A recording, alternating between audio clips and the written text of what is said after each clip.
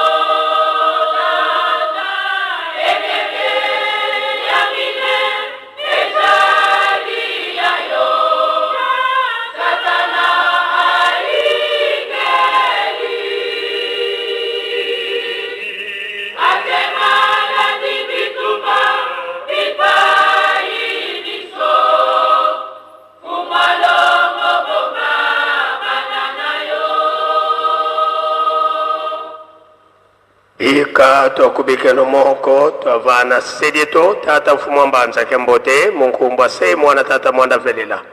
munkumbwa se ye mwana ye tata mwanda velela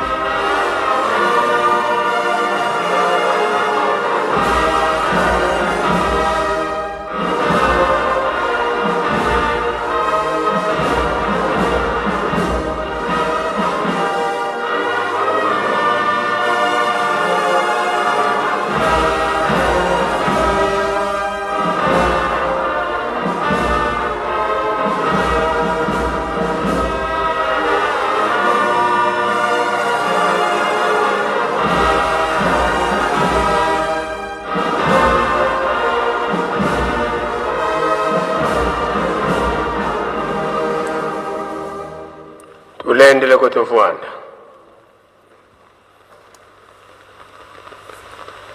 sedeto wanzambito tata mfumo mbanza beto bana bakutukulombela bakafulu watosikidikisa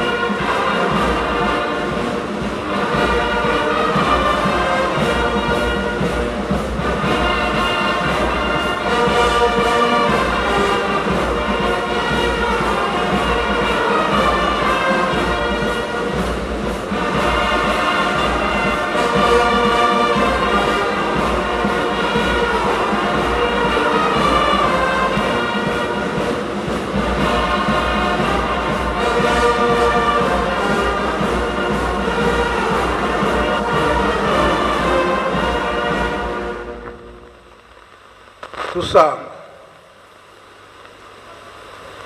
entsambo zange mfumu wetu Yesu Kristo yozola kwange tata nzambi wase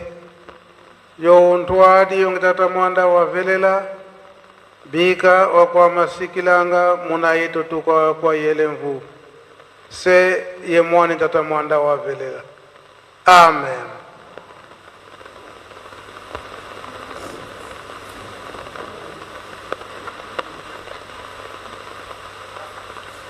O kombo ya tata ya mwana pe tata mulumu santo lelo bisonyos oyo to benga miete bandimi ya tata Simo Kimbangu na mokili mobimba to yebi ntina ya date oyo ya le 17 janvier na mai oyo malekaka na 1947 denge te utikolanda matei na biso banda na banzembo mabondeli pe oyo euti na mukanda ya tata Nzambe pe na kati na leta date oyo ya le 17 janvier maimalekaka na 1961 biso tobengami bana ya tata Simon Kimbangu, bankoko na biso, baboti na biso, babandaki kolakisa biso pe koloba na biso tango nyonso maimalekaka na nkala na badate oyo. Likambo mosusu te ya yambo oyo ezali ete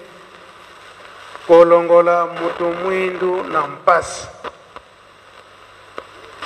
kolongola mutu mwindu na mpasi pe liloba tata Simon Kimbangu koloba ete mutu mwindu pe akoma mundele na poso te, kasi mae nyonso oyo mundele akosalaka oyo ezali kopesa ye fasilite na makambo mingi, esengeli pe mutu mwindu akoka kosala yango. Biso oyo tobengami bana ya tata Simon Kimbangu toyebi ya solo ete manso oyo batata balaki biso ezali komonana pe kosalema kaka ndenge papa Diangenda bandaki kolobela yango ete na bainvention nyonso oyo mundele azali kosalela biso, biso bato mwindu tozali kaka kotelema kaka na reparation. Likambo moko etikali na biso etokoma na invention, kasi po ete tokoma wana malamu oyo kitende ya mwindu toza na yango na miso ekoka kolongwa. Avanza toyebi manso ndenge batata bateyi biso kitende ya mwindu batie na miso na biso koloba ete tolongola nyonso ya mabe oyo tozali koadopte, nyonso ya mabe soki totiki yango tokoma na stade wana ke biso pe tosalaka ndenge baninga bazali kosala pe koloba ete tata Molimo Santu na nzoto ya papa Simon Kimbangu Nkiangani azali koyebisa biso, tozali komona yango on dirait blague. Alobi ete tango ya Jacob esi esili, ngonga na biso yango yekoki pete tokoka kosepela. Kasi na kasi wana nde likambo wana ya kolongola kitendi ya mwindu oyo eza nango na miso. Esika tozali koloba tango nyonso kwe esi tozwi indépendance na makambo nyonso, kasi na spiritualité tozali nanu musika, pamba te tozali comprendre bapapa te na biso bajeune ndenge tozali kolobela yango. Solo bayebisi biso eke bolingo mibeko pe misala, kasi tozali kokoka te ya kotiango en pratique. Wana nde itende na biso ya mwindu oyo eza nanu na biso na miso po balobi ete bolingo mibeko misala, me tozali kokoka te kotiango en pratique. Pe bango baye koloba ete biso ba jeune de avenir ya lingomba, espoir de l'église, bazali koyebisa biso, kasi tozali ko comprendre batata te. Oyo date ya le 17 janvier 1947 ya solo tango wana kai nazalaki kotanga na boma na 1981. Bapapa batindaka nga kuna nakende kotangela kuna juste nakendaka na mois de février vers le 15 février 1981 ye nakendaki kotanga kuna na bomo. Kuna nde nasalaka curiosité ya kokoma kuna na Ndunzi esika accident ya papa Mfumwalonga papa Diangenda esalemelaka. Tokutaka Lingomba kuna Lingomba tokendaka kuna kosambela na bozongi na biso tango tokutani na bapapa nde naye kopose question pa ya papa Mfumwalonga papa Diangenda kontima. Papa nakendaki esika oyo osalelaki accident. Wana tango wana papa Mpanzu mpaka oyo azali conseiller na mouvement ya surveillance azalaki na mwanda kuna yende mdabongisaka place wana. Papa Mfumwalonga papa Diangenda alobi oui esika wana nasalaka accident nde aye ko expliquer biso wana nini accident wana esalamaka. Alobi ete biso musala na biso kobondela loposo mwindo soki mama Kinzembo akendaki kokufela na boma kuna wana kokanga banzela nyonso wana ya mabe ndenge moto mwindo aza konyokama koteka lokola marchandise nyonso oyo bakotekaka kasi moto bato mwindo baza kotekama lokola marchandise. Nde na tango wana mama Kinzembo aza komona milimo wana ya bato oyo eza kotekama pona mayele mabe okomona moto akufi nzoka nde molimo na ye bamemi yango esika mosusu. Mama Kinzembo azalaki komona makambo wana nde abandaki kozwa mampeve pe kobengana kozongisa milimo wana ya bato wana ete bazonga na bafamili na bango. Bamususu kotekama lokola marchandise kotekama batie mutu na balabala baza koteka ye pe baza kosomba maibele ndenge wana batie bango na masuwa a partir ya boma nde baketi na banana baleki nde bake koregroupe bango na Pointe Noire esika balobi ke Pointe Noire ekuna nde bazokende koregroupe bato mwindu nyonso. Kuna nde bandeko na biso bamindele bazoya kopona oyo alingi azwi ake na bango na destination ndenge balingeli mingi ndenge wana bakendelaka na États-Unis. Nde tango mama Kinzembo aye kotika biso musala wana etikalaki na papa Kulutu na ye papa Mfumwalonga papa Diangenda kontima. Tango papa Diangenda aye kosilisa kelasi nde leta atie na musala ndenge atiaka ye na musala nde batindi ye kuna na banana kuna comme contrôleur bato nyonso ekokota ekouta na poto po avant ekota na RDC ye po ayeba akota na kati koyeba makambo nini eza na kati oyo mpe ezali kobima ndenge moko. Nde papa Diangenda ayaki kosala rapport na ye na gouvernement belge eke toyokanaka eke bato batekama lisusu te lokola marchandise oyo bakotekaka. Kasi tozo komona eke bato bazo continue kotekama. Tango asali rapport na ye na gouvernement belge nde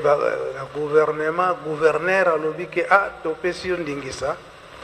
mbala oyo soki omoni épreuve wana nde tokondima yo parce que oyebisa biso opesi biso rapport mais épreuve ezali te eumelaki te yango nde kosalema eke bacharge bato a partir ya boma biloko nini baye kocharge bitabe na biloko mosusu banziete. Nde kuna nde tata moko aye koteka noko na ye donc mwana nkasi ateki ye na bamindele bazwi ye batie ye na kale na se kuna place batiaki babitabe batie ye wana batikili ye espace batiele na biloko kolia kobanda kolia ti akokoma na destination nde bato ntango elongwe na boma ekomi na mwanda kuna na banana nde pamfuma longo papa liangenda alobi ete bato ekoki koleka te po ezala contrôle balobi pela biloko boye ndenge nini kokitisa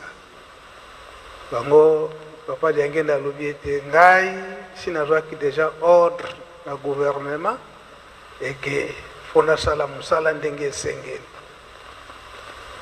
batelefone na gouverneur alobi eke azali engagé mpona likambo wana donc fo bosala